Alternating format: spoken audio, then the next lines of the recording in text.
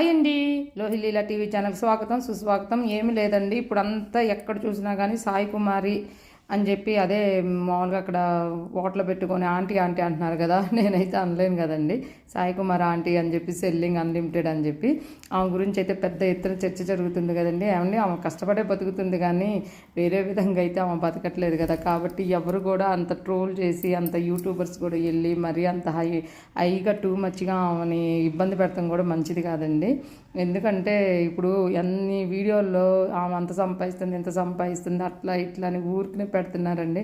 అంటే ఆమె సంపాదించిందే అనుకుందాం, ఆమె కష్టపడి సంపాదిస్తుంది. ఇప్పుడు రోజు డైలీ వంట చేయాలన్నా కూడా ఒకసారి మనకే విసుగ్గా ఉంటుంది. అలాంటి డైలీ అంతమందికి ఉండి ఆమె చేస్తుందంటే చాలా గ్రేటే కదండి.